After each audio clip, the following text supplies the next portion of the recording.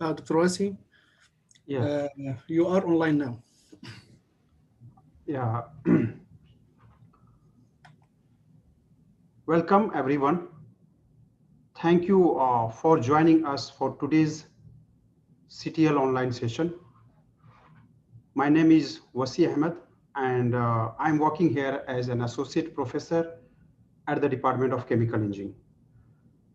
Today, we are presenting online teaching assessments and evaluation, striking a balance, presented by Dr. Naima Khan. Just a little housekeeping before we get started. If you have any question during the presentation, please type them into the chat box. I will bring them up during the presentation, or we'll also have time for question at the end.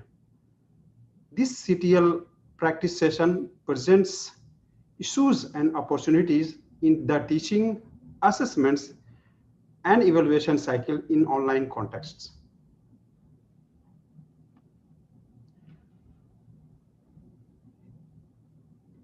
Online context.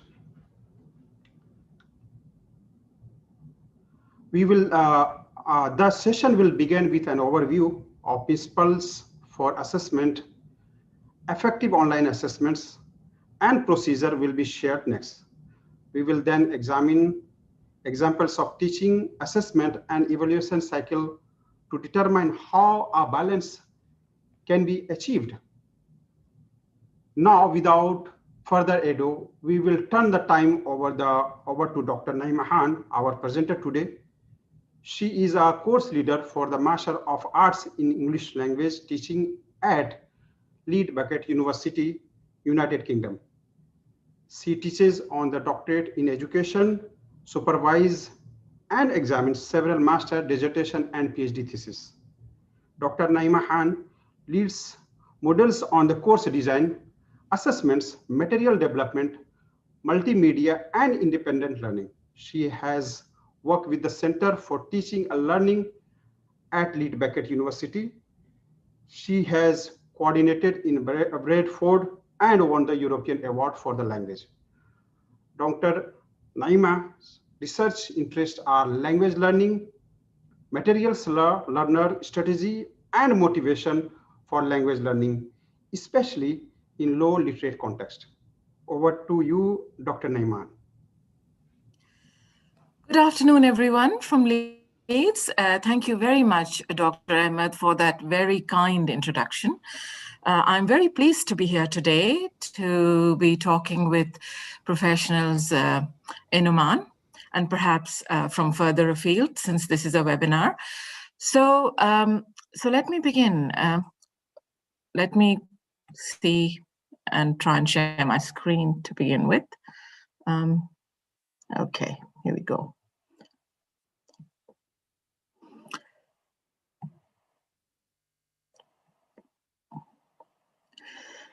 Okay, so hopefully everybody can hear me and see the title slide, a purple and white slide.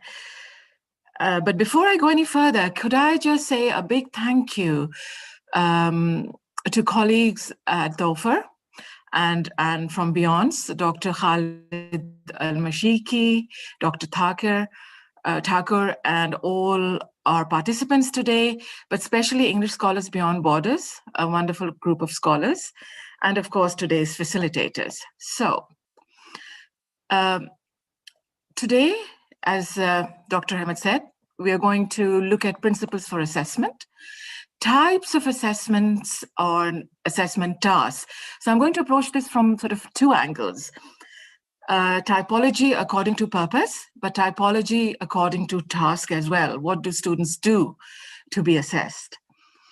And then effective online assessment procedures, and of course, achieving a balance across assessment and teaching and evaluation.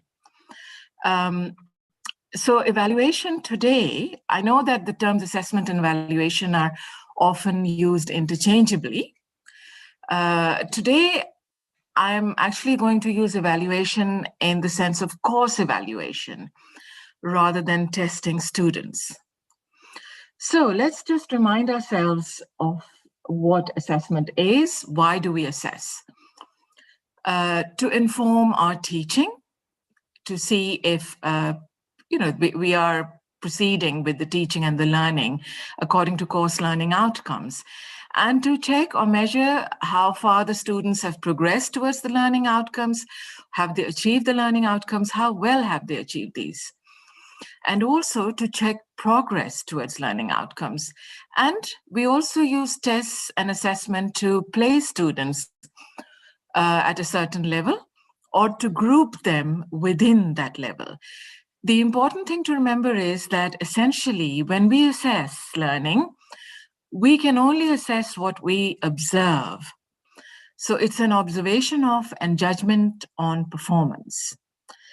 So the key thing to remember is that we assess learning outcomes. We assess progress towards learning outcomes or achievement in learning outcomes. So what do I mean by this? I'm going to share a set of learning outcomes from a level 4 course and a set of learning outcomes from a level 7 master's course, and also share the assessments that we use for these learning outcomes. So first, the level 4 course. The learning outcomes are that students should be able to understand a range of academic, authentic, and semi-authentic spoken and written texts. So this is a language module. And they can research and read in an academic style to produce an extended piece of writing. So how do we assess students' progress towards these learning outcomes and their achievement of these learning outcomes? We ask them to put in an annotated bibliography around week 7. And this carries about 10% of the total mark. And then in the final week, they upload on a virtual learning environment a researched essay. So these are totally online assessments. And how do we ensure that it is their own work? We have a system of looking at drafts. So we have check-in points, probably 3 across the 10 weeks, where students will be putting in drafts. So they begin with choosing a topic and then they put in drafts so that we know that this is their own work and they haven't gotten someone else to do their essay for them in week 10. So again, for a master's level assessment, the learning outcomes are to develop robust, let me just minimize this because you can't really see what's on the slide. Okay.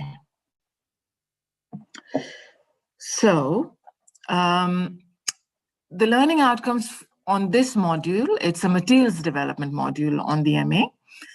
The learning outcomes are that the students will develop learning and teaching principles in relation to a specific context with reference to theory, so second language acquisition theory and materials development theory. And then they will develop or evaluate a range of materials for a specific context. So say they'll develop 3 hours of learning materials for an English for academic purposes class. And they will write a rationale for that. So how do we measure them for their achievement in these learning outcomes? They have 2 options for assessment. I'm going to share one. So for this option, they are asked to produce 3 hours of language learning materials supported by a theoretical rationale in which they show which principles of second language acquisition, which principles of teaching methodology, and which principles of materials development underpin their materials. And we give a word count, of course. And again, we look at drafts here. So they submit online. We look at drafts, and these drafts and the process of supervision ensures that it's students' own work. So I just wanted us to remember actually the purpose of assessment to begin with, before I get into principles and procedures. And the purpose is always to measure students' progress towards an achievement of learning outcomes. So principles of assessment. First, the assessment should be valid. So what does that mean? That it actually measures what it sets out to measure. To give you an example, to measure students' achievement in speaking, giving them a multiple choice test is not an answer. It has to be a speaking task. To save on time and also to achieve sort of natural interaction, they could be asked to speak or discuss a topic in a group of 3 to 4. And we use criteria to assess them. I'll come to the criteria later. It needs to be reliable. So what does that mean? Reliable assessment is an assessment task and procedure which will give you similar results if used with a different set of but similar students. And there should be beneficial washback from assessment. What does that mean? So the assessment for achievement is always at the end of a course. So the course should lead up to it. So students should be familiar with the assessment task. Only the text of the assessment should be new for them. They should have had plenty of practice with the task beforehand. And it should be practical in terms of marking. So for instance, on a module with 200 to 300 students, we try to make sure that the assessment is valid, but at the same time, it's manageable in terms of standardization and moderation and marking, and that students get good, useful feedback, which will help them with the next level of learning. I'll go into details of practicality later when I talk about standardization. And of course, the assessment tasks need to be authentic.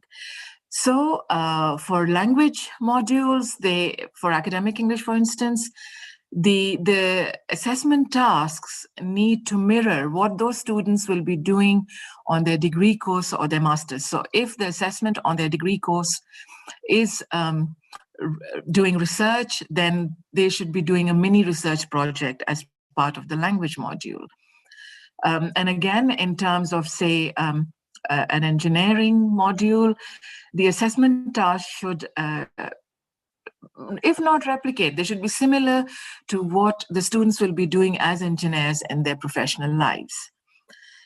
And feedback is very, very important, especially informative assessment, and also on a degree course when students move through their levels at the end of each level so that they perform better at the next level and also make more use of the learning materials at the next level. So just to remind you, a valid assessment measures what it is meant to measure, and that if the same assessment task is used with a similar group of learners, the results should be similar. And that learners should be able to use the information provided by the test or the assessment task to improve their learning. And in terms of practicality, if it's an online test, are there enough computers available? Speaking assessment, if there are a lot of students, could be done in small groups. And again, we do speaking assessments online. We set out a clear timetable for the students. I have just spent this week assessing online presentations where students were presenting online. And we give them feedback within 48 hours. So after each set of 3 presentations, for instance, we go into a different channel. If it's Zoom, into a breakout room, or if it's Teams, the tutors will go into a different channel and discuss how well that group of 3 students has performed and agree a mark and feedback. And also the assessment needs to be authentic in terms of similarity to the target situation. So how can we increase reliability? Now, remember we said that when we assess learning, essentially we are judging student performance. We don't know what they are capable of. We can't look into their heads. All we can do is to assess what they do during the test period. So we can take more samples of behavior. So, more assessment tasks, short ones, perhaps not just all at the end of the course, but 1 or 2 during the course as well. Multiple choice tests can have more items.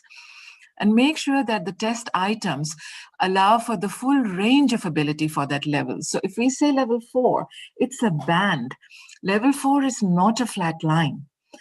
So make sure that in your assessment task, you have a set of items which also assesses students at the lower end of ability. If anything, it will give them the confidence to then attempt items which are more challenging if they are successful in the easier items. So test for success is what I would say. And then not have very open items if possible, but in the social sciences, this is very difficult because we do assess critical thinking and how students synthesize information from different sources. And for that, we do need open items. And the way to assess open items is to use a set of criteria which have been agreed among the assessors or the people who are going to mark the assessment, as well as the teachers, if the assessors are not the teachers. And I'm going to share some criteria down the line. The items and the instructions need to be clear and unambiguous. So give clear and explicit instructions, but be careful. The language of instructions needs to be the same level as the language being tested. And here, online assessments give us a great opportunity because we can put up an example along with the instructions, especially for multiple choice items. So the instructions are very, very important. And remember, we are not testing the students in understanding the instructions, but we are testing the students in the learning outcomes for the course. The layout needs to be clear and legible and consistent. Okay, so if you're doing formative assessment, make sure that you use the consistent layout. It should be similar to the summative assessment. If possible, it should be the same task, just different content.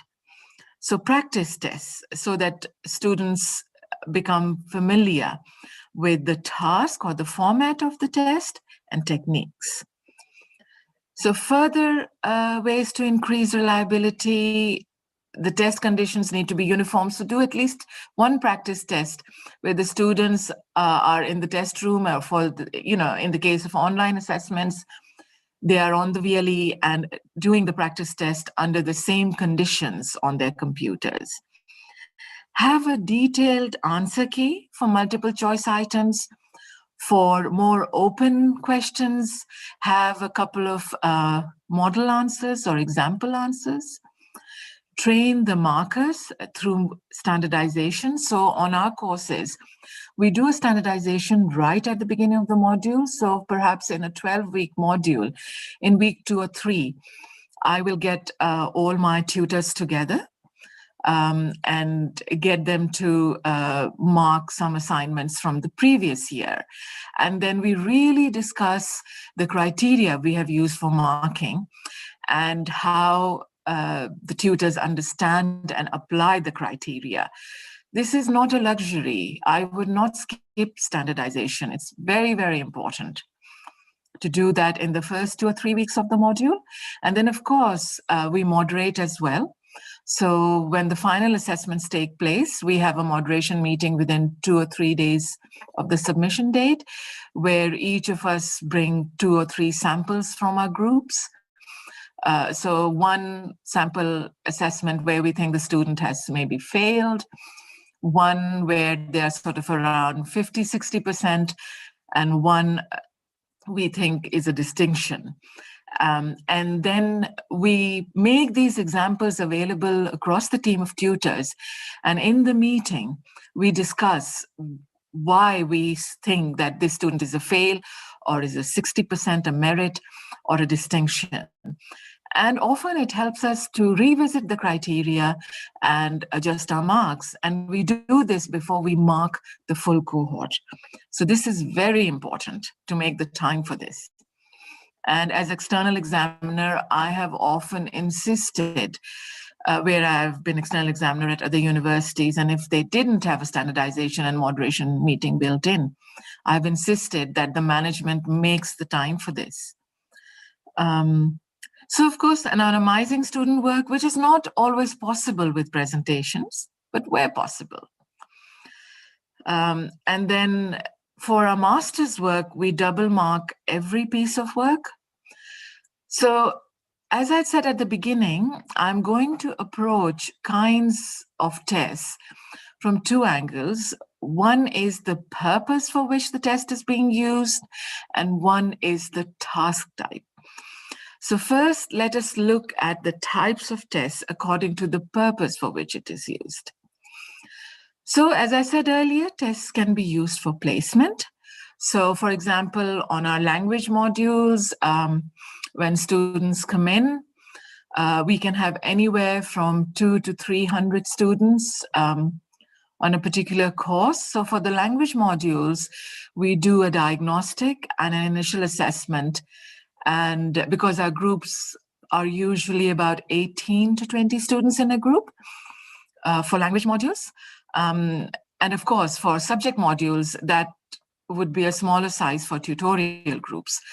So we would do a test to place them into groups according to the level, but often we also, because we have international students and home students, so we try to have mixed groups by language, and also on an EAP course by the subject that they are going to do for their degree. Why? Because it brings more interesting topics into that group. And when I say by language, I mean their first language. Sorry, I should have made that clear.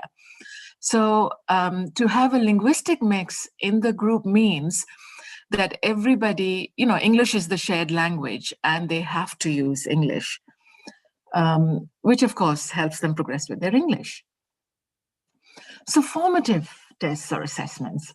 So these are to help us understand how well they're progressing towards their learning outcomes. So formative assessments could be the summative task, the final assessment, or a part of it. So for example, for the materials development module, we get students to put in a draft rationale, a theoretical rationale. So why have they chosen this group of learners to produce materials for? Why have they chosen particular tasks for their learning materials? Why have they focused on particular language or, particular areas of learning for their learning materials? So a very robust and thorough rationale. And for this, we don't give a mark, but we give detailed feedback, which helps them with their final assessment. So formative assessments can carry a mark, or they can be just with feedback to help the students do a better job of their final assessment. I'm also going to share an example of an assessment plan a few slides later, and that will help you understand these different types and at what point of the course are they used. So summative assessment is probably the one that we are all familiar with, the final one, the one at the end of the course, which is often used to measure achievement.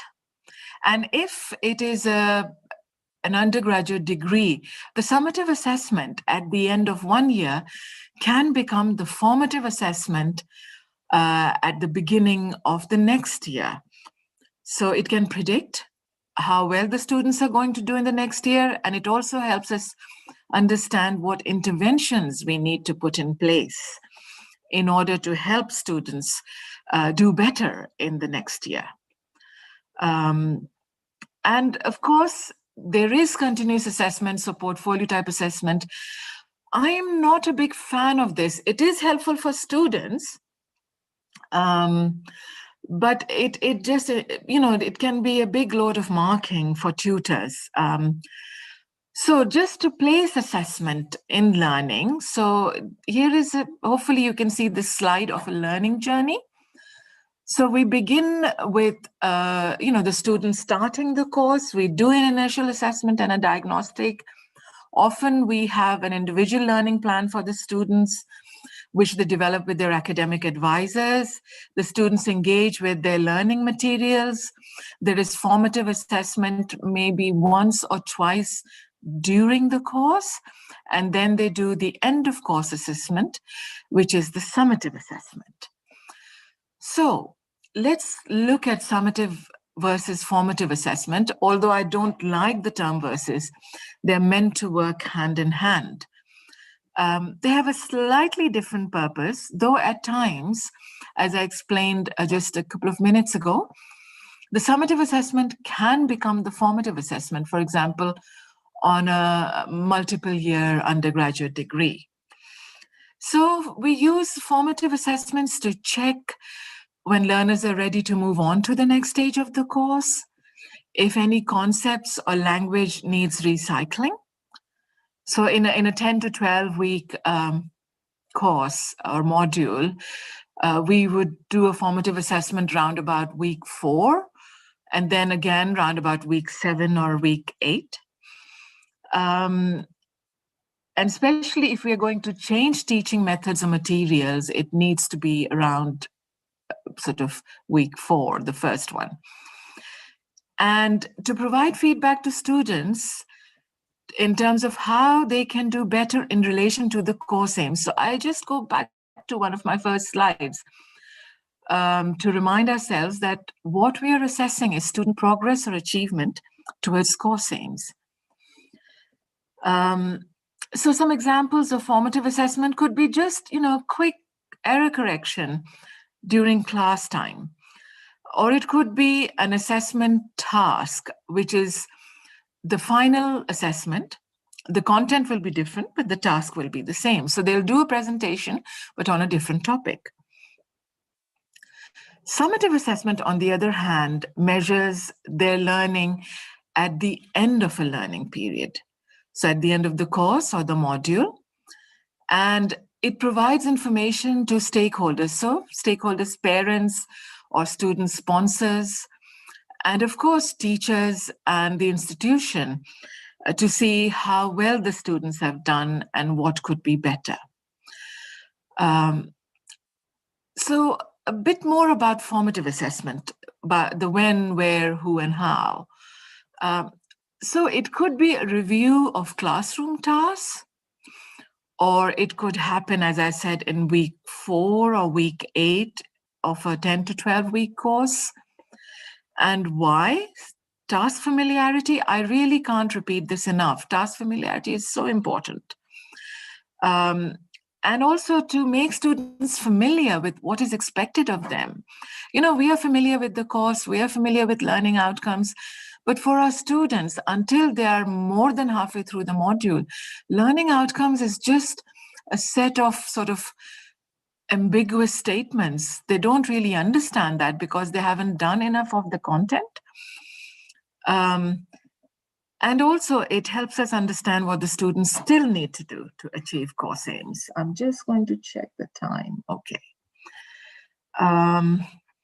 So what can we use for formative assessments? As I said earlier, we can use parts of the summative assessment, or we could use the same task. So we can ask them to do a case study in pairs or groups rather than individually on a different topic to their summative assessment. And for students, it can be a practice assessment. So more about formative assessment, which is really very important, because what we have to remember is that assessment is not a pass-fail thing. It really needs to support learning. That's the important thing, really. Sorry. Okay.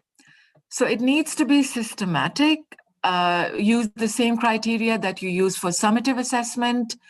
You make it, decide whether it's going to be formal or informal. That is, are students going to get marks, or are they just going to get feedback? And maybe you could get them to use the criteria and assess each other. They can become familiar with the task. Now, feedback is very, very important for formative assessment.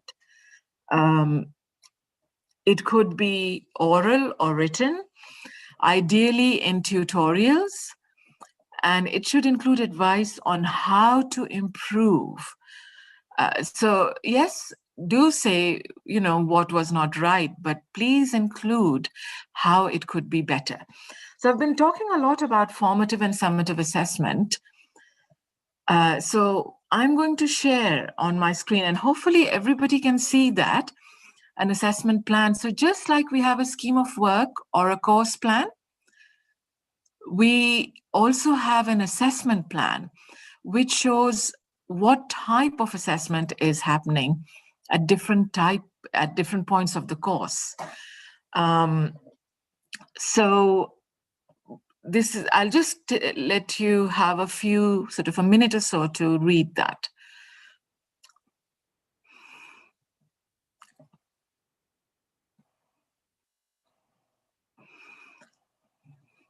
So you can see that we begin with assessment even before the course begins. So when the students are called in for induction, which is an introduction to their course, we do a short diagnostic assessment to see what the individual learners are going to need during the course. Okay, and we often call it a diagnostic assessment. And then this is just an example. So it could be a reading log. So what are they reading? Why are they reading it? Maybe we suggest that they use the readings from the reading list that we provide with the module. And then during every session, the teacher makes a note of where students are doing well as individuals, but also as a group.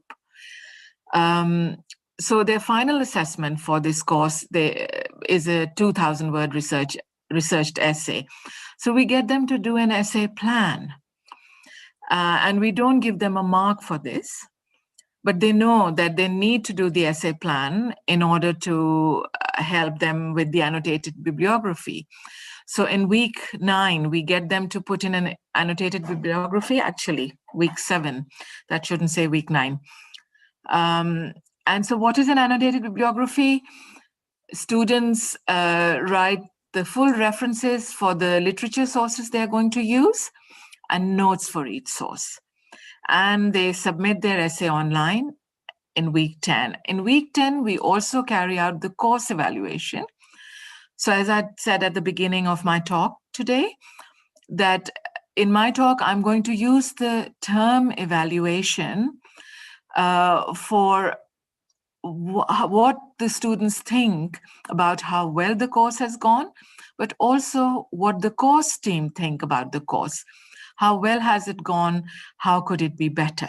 Okay, so not testing. I'm using evaluation in a slightly different meaning.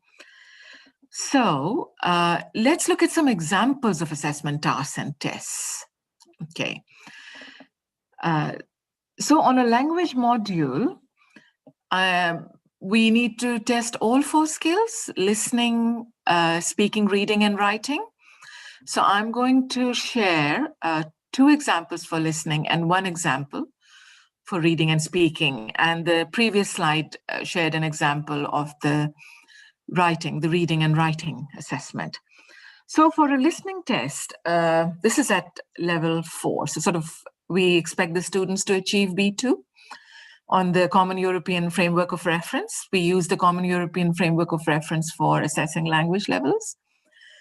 So we get students to listen to a 5 to 6 minute panel discussion, and we use a real panel discussion. We use a clip from a BBC News show, and we usually give them a hint about the topic 2 weeks before the assessment.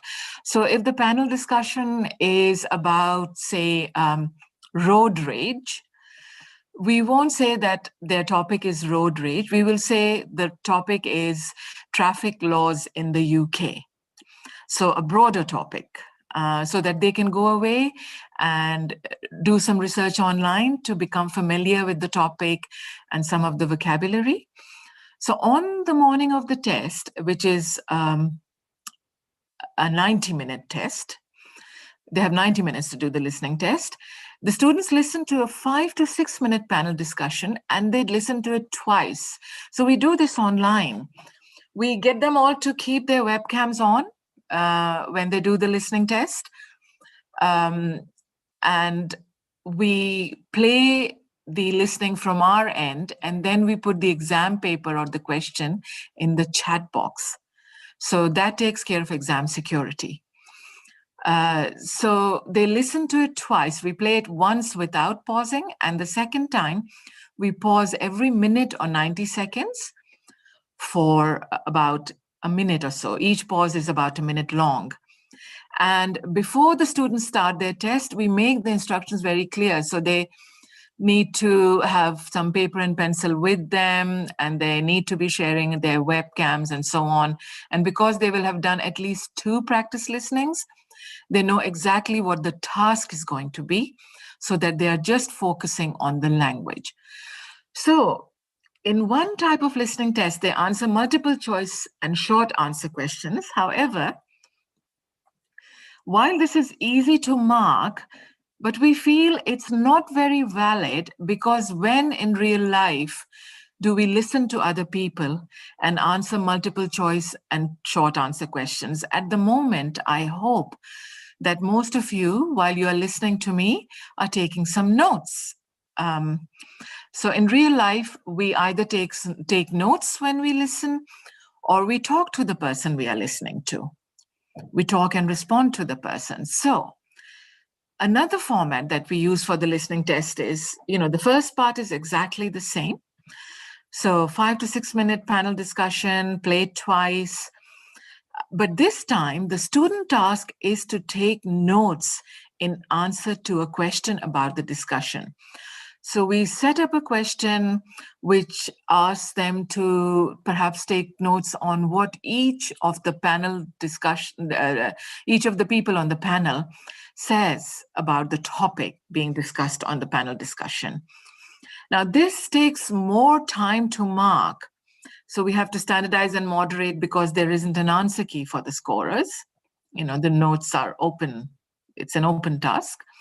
However, we still have sort of points, a sort of an answer key, which can be used to compare the notes that students have taken. And it's more valid because that's what students will be doing in real life. They will be taking part in seminars and taking notes, or they'll be listening to lectures and taking notes. So here's an example of a reading and speaking task assessment. So how we measure or assess for reading and speaking. So this is for a level 5 course, and it's part of a languages degree. So we put students in pair.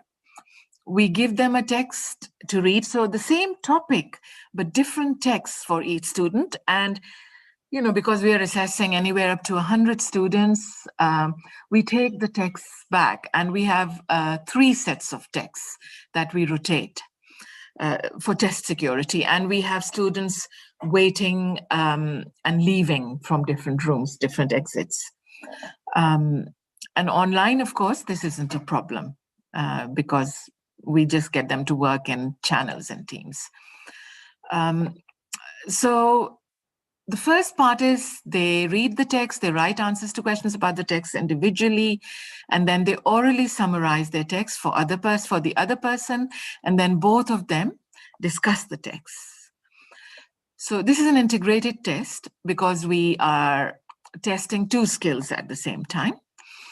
And so the first part of the text is marked with an answer key. The second part is marked against speaking criteria. And I'm going to share example criteria in a minute. And this is valid as a test task because that's what students will be doing in real life. They'll be reading journal articles, book chapters, and discussing these with each other. So how do we mark? We standardize, as I said earlier. So what is standardization? At the beginning of each module, I get my tutors together and use examples from the last cohort, or I will write some model answers if it's the first time I'm running the module. And I will get the teachers and the assessors together to mark these example answers against criteria or the scoring key, whichever we are using. We do the same with students. So in the very first or second session of the module, we will give them the assessment task and some example answers and the criteria and get them to work in groups or pairs to mark the example answers, and then discuss these against the criteria so that they understand how we mark and what to expect in the task. This is very important. And then we moderate as well. So moderation, of course, is not with the students.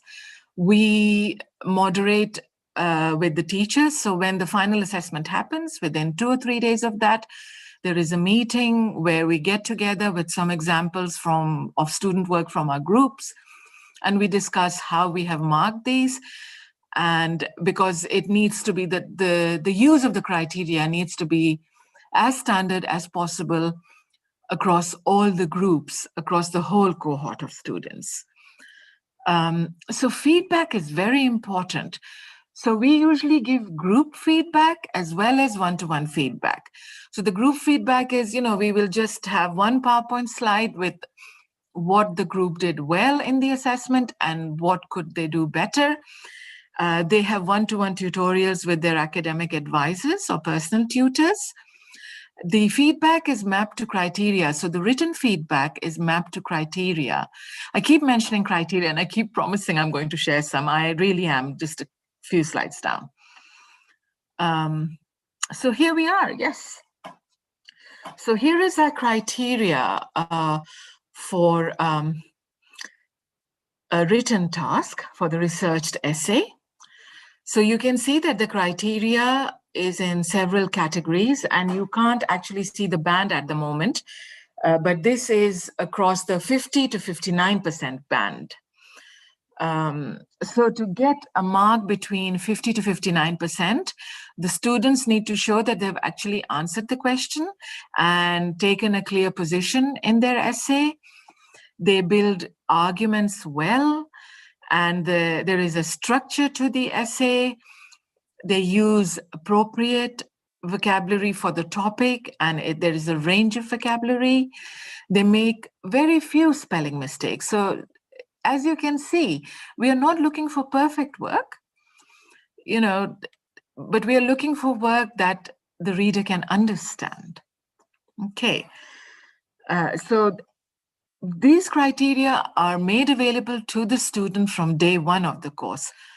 And as I said, we standardize with the students as well using these criteria so they know what to expect.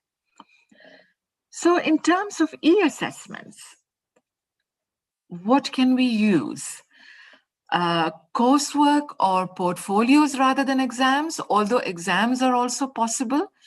We do timed exams, open book exams, where we make the readings available over a period of 48 hours and the assessment task as well.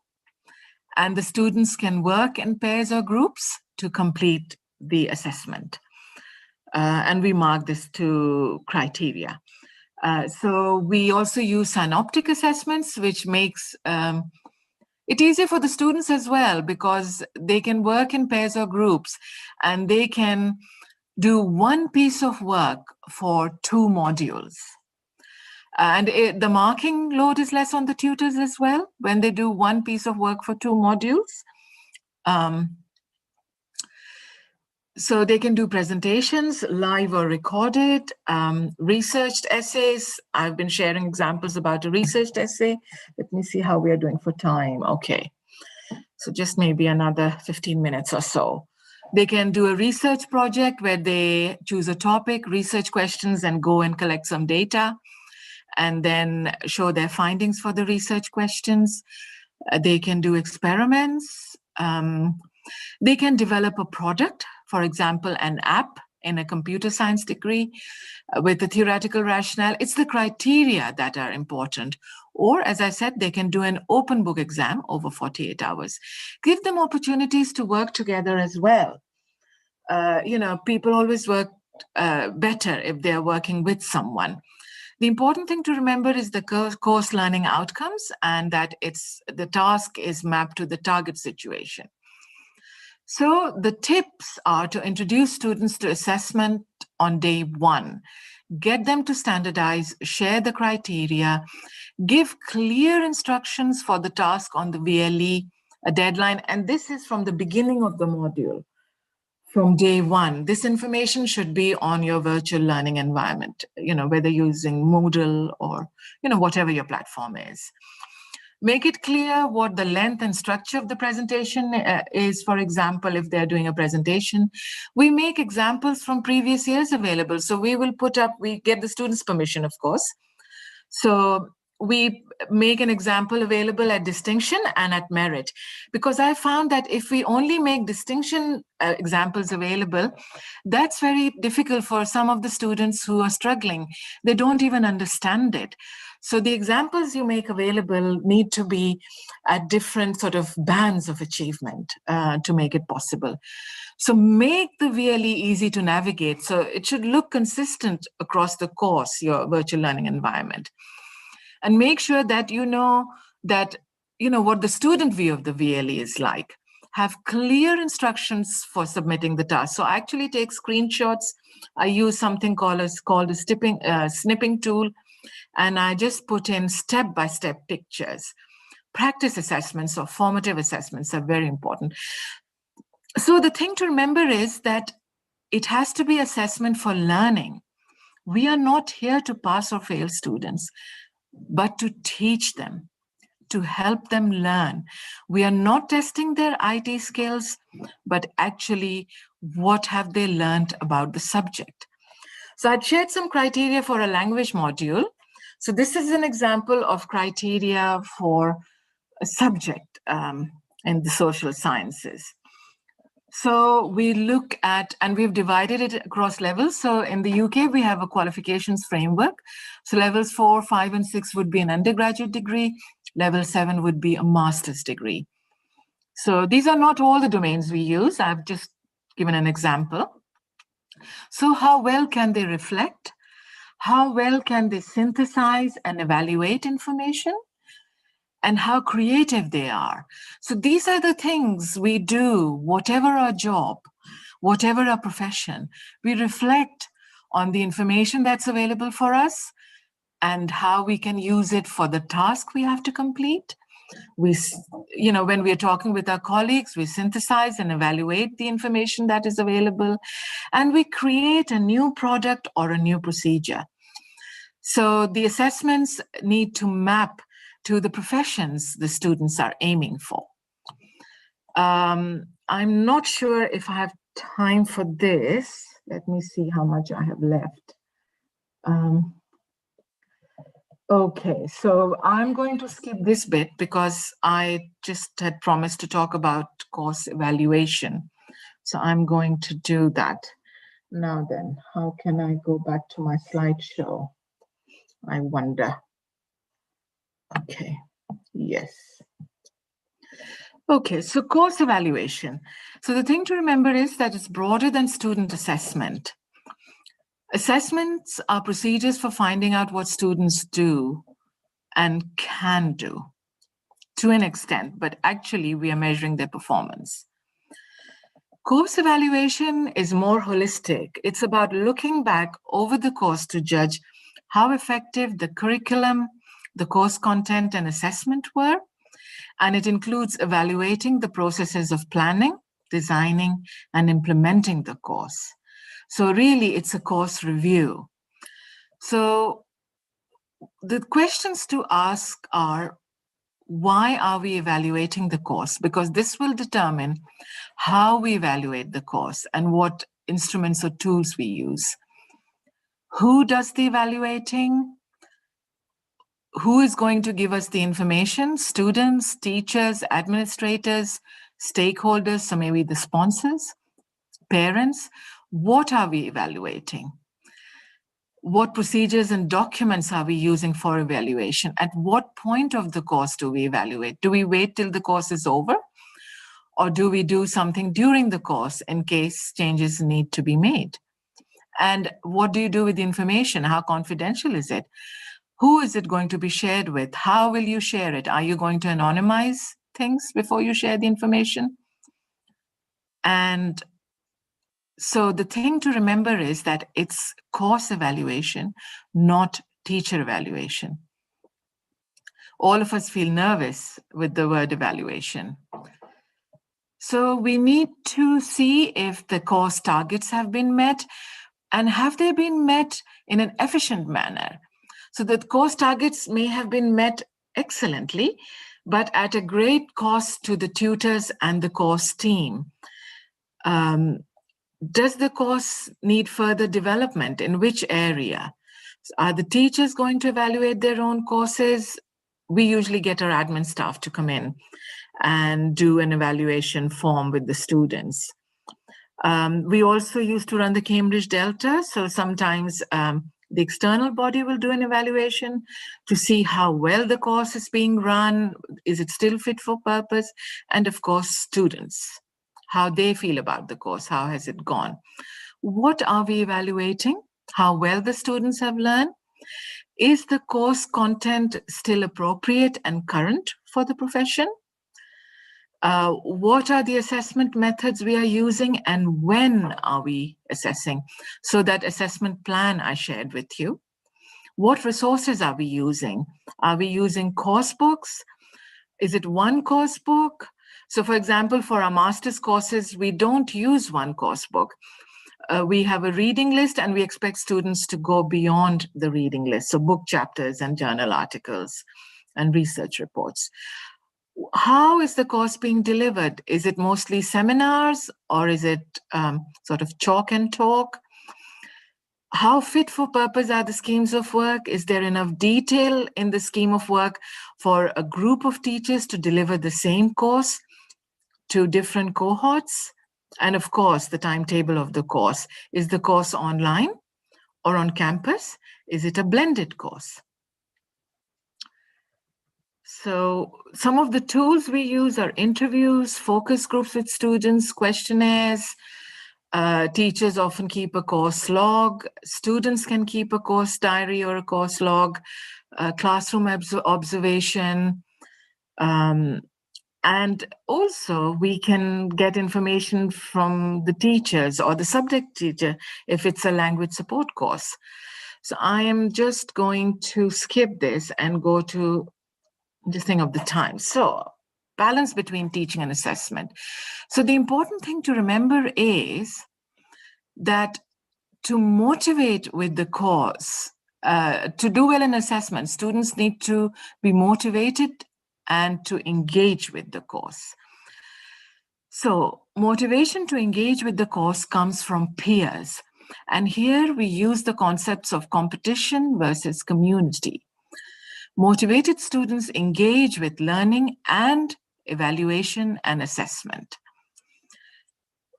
Also, if the students are going to do well in the assessment, we need to make sure that they're retained. So they attend each session fully, and they attend all the sessions for the course. They do all the tasks for the course. We need to remember that students in a group will be at different level. So we need to differentiate during the teaching so that they are all sort of at a similar level by the time it comes to assessment. However, remember what I said about having a range of items in the assessment task so that students at lower level can feel that they can attempt at least some items as well. In terms of online assessment, do remember that our students are digital natives. They live online. They have lived online long before the lockdown. We are digital immigrants. And in terms of assessment, we need to be aware of cheating, collusion, and plagiarism. And the assessment tasks I shared earlier on an earlier slide, so if you have a variety of assessments and you have a supervision or a tutorial system where students submit drafts early on in the module or the course, then there is less likelihood of cheating and plagiarism and collusion. So plan. So, be aware whether your course is going to be blended or fully online. Which platform are you going to use? So again, I would suggest not to use more than 2 platforms, one for storing your materials and one for your synchronous sessions. So we store our materials on Moodle, and for synchronous sessions, we tend to use Teams. So the assessment the layout of the assessment needs to be consistent. Only the content can be different. Include the students from the beginning of the course, ask them what is it that they're hoping to learn. They can bring in texts for the learning. Of course, for the assessment, you need to come up with the text. Make the course and assessment overview available to students from day one of the course. We do this as part of our module handbooks. And then be consistent. You know, I really can't say this enough. So for online assessment and testing, make sure that the same VLE and platform is used for all the modules across the course. And the layout is as similar as possible. And make the assessment tasks and criteria available from the beginning of the course. I know I'm repeating this, but that's, you know, that's important. So I talked about competition and community.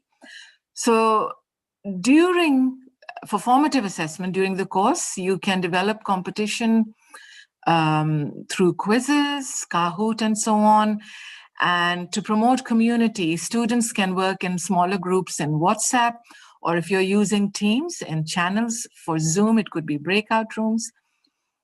Offer synchronous and asynchronous assessments, so that open book exam or the portfolio assessment could be asynchronous. Presentations could be group presentations and could be synchronous. Build up to the assessment. Have a clear timeline for students to submit drafts in sections. And send them reminders on the VLE. If there is a Facebook group or a WhatsApp group for the students, send reminders there. Usually, we provide more than one opportunity to submit. So they have a deadline, say in week 10 or 12, say 12 noon on Monday, the 14th of December. So if they submit to that deadline, you know, the whole range of marks is possible. They can possibly get 100% of the marks. If they miss that opportunity, then they can submit in the reassessment period, but their mark is capped at 40%. And of course, I have talked about the variety of assessments we make available. Okay, so I'm going to stop here and stop sharing my screen. I've been through quite a lot. And I'm happy to take questions now. Thank you, Dr. Naima. We will go ahead and take some time for question now. Just a reminder, please be sure to type your question in the chat box. It looks we have few questions here from the Dr. Vijay. Some teachers believe that the learner needs to be tested on the tougher question as a task, and then they were actually taught and practiced on. What is your opinion, doctor? Well, as I said, we are here to teach and promote learning. So it's not really, I'm just going to be very direct here. It's not fair to test students on something that they have not been taught. And really, the task needs to be familiar. You know, we are not testing them on their IT skills, on their task. We are testing them on the content, on the subject. So, you know, please don't make puzzles for them. Because above all, remember, as educators, as educational professionals, we are preparing the next generation of professionals. You know, whether I'm teaching on our pre-sessional foundation year, undergraduate, master's, or doctoral students, I always think this person is going to meet me 10 years down the line as a fellow professional. And that is the thing to remember. We need to prepare them for their professional lives with, a good and thorough grasp of the subject in terms of knowledge and skills, but also the confidence to have their voice. You know, we need to develop their voices. That's where innovation comes from. We are at a very exciting period in the history of the world. I know everybody thinks that it's very stressful. We are in a lockdown, but believe me, we are at the edge of change, great change. I am really, really excited about this time. Because of the stress we are under, there's going to be lots of innovation. And for innovation, to be innovators, to be creative, people need to be confident. We need confident, creative professionals. So please remember, this student today is tomorrow's professional. Thank you, Dr. Naima. There is another question from the Dr. Said. Excellent. That's a lovely comment. Sorry to interrupt you. From Adil, we test the students' knowledge and their ignorance. That is so true. I could applaud. Thank you. What is your point of view on the electronic evaluation advantage and disadvantages? Well, if anything, electronic assessment, it has great advantages in the sense of the opportunities it gives students. So if you think about it, even if they're doing group presentations, they're actually, because we are in a lockdown, they're actually sitting in their homes in front of their devices. So they are not distracted by the, I'm thinking of teenagers, young people, even people in their 20s. And even now, when I present at a conference, in a live conference, when I'm physically in the room, I'm always panicking about the body language of the people in the audience. And I'm thinking, oh my God, have I gone on for too long? However, in an online presentation, these students are in their own space. So, they're comfortable. They're not distracted by the body language of other students. They can see them on their webcams, of course. But they're acutely conscious, the whole group is conscious that they can see each other on the webcam. So they're just focusing on the task. So this is the advantage. They're focusing on the task and on displaying their skills and knowledge. Okay. Of course, I won't call this a disadvantage, but it does place the load on the assessment designers, on us, on thinking very, very carefully about what the assessment task is and how we are making it available to the students. And how have we made them familiar with it before it came to the final assessment? So for me, I think it's a great opportunity. And yes, since March, it's been, well, how shall I put it? It's been quite challenging and demanding in putting the time in, but I think it's worth it. Thank you, Dr. Naima. It means that it's challenging as well as there are so many opportunities. Yes. In the online teaching and assessments. Yes.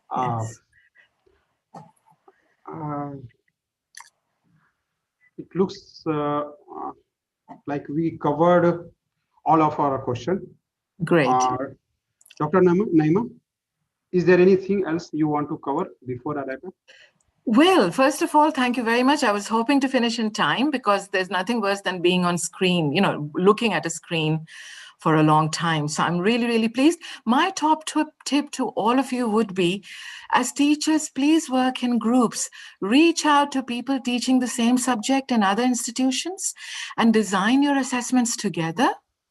Okay, I think there is another question in the chat box. I'll come to it in a minute.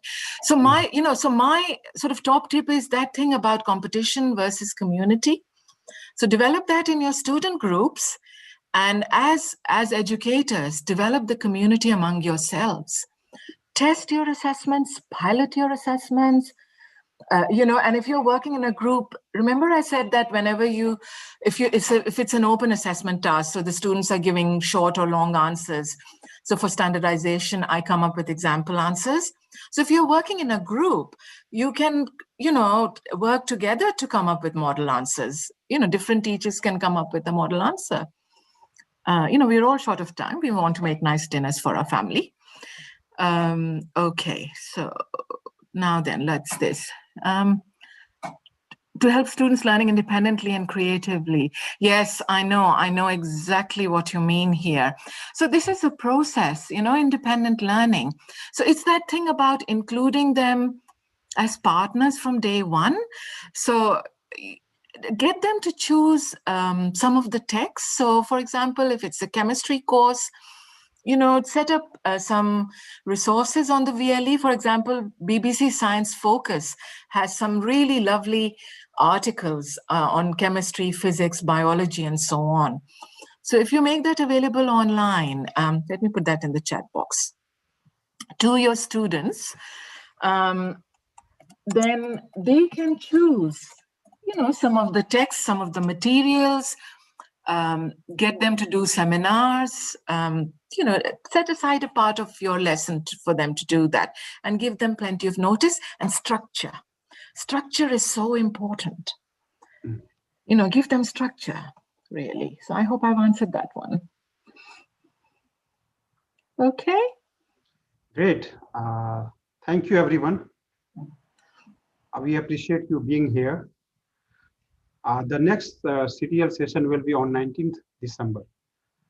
And it will be really exciting one, how we will publish a quality journal paper by the Professor Roger. Thank you for joining us today, and we will see you next time. Thank you, everyone. Great to meet you, and good luck with all your teaching and assessing. Bye. Thank you. Bye.